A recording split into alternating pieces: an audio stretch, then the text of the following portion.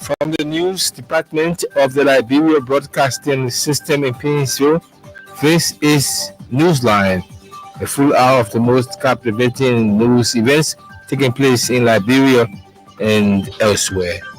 Today is Wednesday, July 24, 2024. Malfa Rogers anchoring. The headlines tonight: government reaffirms determination to promoting women's rights and participation in state governance. We are committed to working to making sure that women's voices are heard and women programs are submitted. Criminal Court E sentences two rape convicts to 15 and 12-year imprisonment in Montserrado County. 3 Lion Clubs donate food and non-food items to inmates at the Monrovia Central Prison. And away from home, Kenya's opposition joins crisis-hit government of President William Ruto. Details of these captivating stories, the news, lines post, the news in simple Liberian English, plus much more local and international stories, all coming up on the program tonight. First, here's Fabien Kuya in the news bulletin.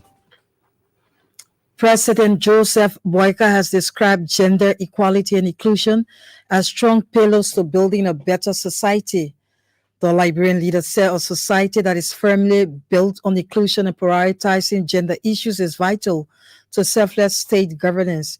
He made the remarks at a town hall meeting with various women groups in Congo Town Wednesday. We are committed to working to making sure that women's voices are heard and women programs are submitted, we support it, that every opportunity will be made there for women participation, and I'm committed to that.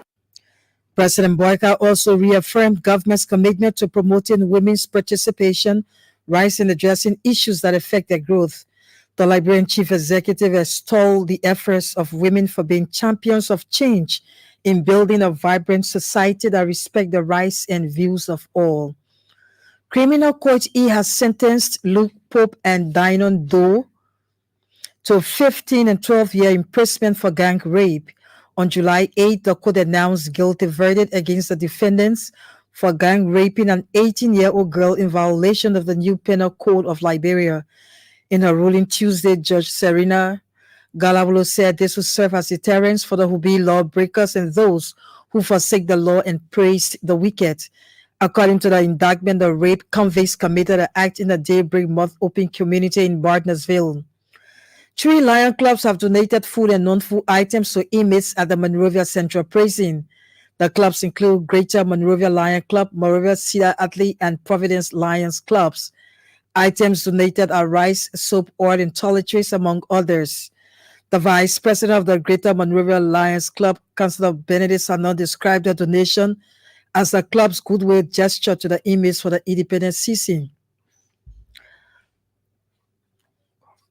Also speaking, the president of the Greater Monrovia Lions Club, Bobby Livingstone, said the donation is important to the needy in society. Receiving the items, the superintendent for operations at the Monrovia Central Prison, Jeanette Mobile, thanked the 3 Lion Clubs for their gesture to the inmates. Gender Minister Women Horace Cully is craving for women's participation in national dialogue. Minister Horace Cully said the inclusion of women's voices on national issues does not only support justice but also serve as strategic imperatives for sustainable development in Liberia. She described women as partners in the search for national healing and reconciliation. The inclusion of women in this national dialogue is not only a matter of justice, but also a strategic imperative for the sustainable development of Liberia. Women constitute more than half of the population who play a pivotal role in the socio-economic fabric of our society. Dr. Horace Cully also wants government and development partners to address the multiple layers of discrimination confronting women in all diversities. She hailed President Joseph Boyka for what she described as milestone for women's inclusion in national decision-making of the country. The Chief Executive Officer of the John F. Kennedy Memorial Hospital, Lena Barge, has charged health practitioners of the hospital to prioritize teamwork in discharge of their duties. Dr. Barch said teamwork is crucial at every workplace as it helps improve service delivery and achieve the overall goal of the institution.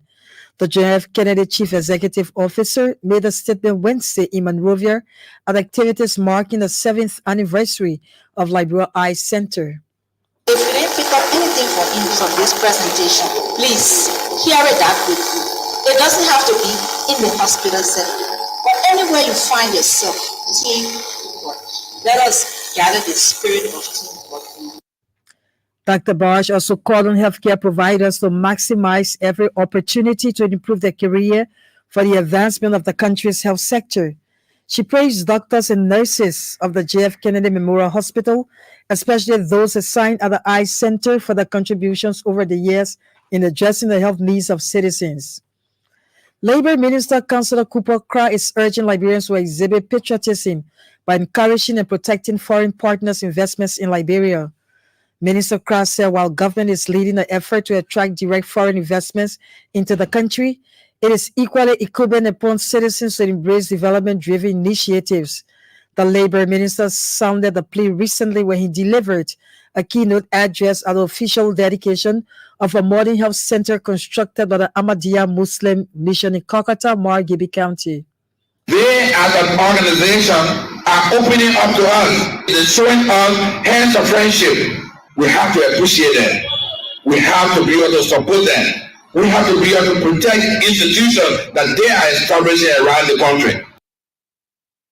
Also hailed the Ahmadiyya Muslim Nation in Liberia for the enormous contributions to humanity and state over the years. He also rallied citizens' engagements with their foreign counterparts to invest in the health, education, and agriculture sectors as enshrined in government's arrest agenda. A licensed Liberian-based mining firm, Upright Company, has presented 250 kV transformer to citizens of Sako community in Datri Fatre, Mansurada County. Upright Company's manager, Prince Johnson, said the move is a testament to the company's commitment to supporting government's effort to power to the community and its surroundings. Mr. Johnson noted the initiative will alleviate the long-standing challenge faced by residents of Sako community in accessing electricity. Meanwhile, the residents of Sako community have expressed gratitude to Upright Mining Company for the initiative. According to them, the gesture served as a major relief to them owing to the numerous electricity challenge they have encountered over the years. The College of Social Sciences and Humanities of the University of Liberia has announced a full scholarship to study abroad for the most outstanding student in the ongoing thesis defense exercise. The Dean of College, Dr. Josephus Great, said the successful candidate will be awarded a full master's degree scholarship to study at Shadar University in India.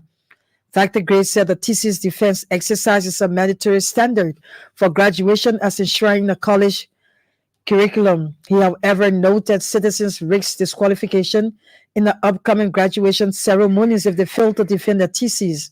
According to the release, the exercise is aimed at evaluating students' academic knowledge on specific topics of research within their various fields of studies over the years. The chairperson of the National Elections Commission, Davietta Brown Lassana, is currently in Windhoek, Namibia, attending a region of freedom of expression and access to information gathering. According to a dispatch, the gathering is organized by election management bodies. Madam Brown Lassana is representing the Association of African Elections Authorities on behalf of its president, Jane Mensah, who is chairperson of Ghana Electoral Commission. The dispatch is quoted as saying the overall goal of the regional gathering is to increase knowledge and mainstreaming of the African Union's 2019 Declaration of Principles of Freedom of Expression and Access to Information. The event is being attended by more than 60 participants from many SADC countries, international observers, EBMs from Africa, and donor partners. Fabian Kuya and the news bulletin. She comes back a little later. That's when you listen to the international news. This is Newsline on ELBC Radio. One of the big stories we're following, Criminal Code E sentences 2 rape convicts to 15 and 12-year imprisonment in Montserrado County. To this one now, Gender Ministry is grieving for the inclusion of women in national decision-making processes. The ministry believes this will afford women the opportunity to share and find solutions to issues affecting them. The call was made by Gender Minister Bwemi Horace Colley at a town hall meeting with President Joseph Boyka and other women groups. Our legitimacy to engage in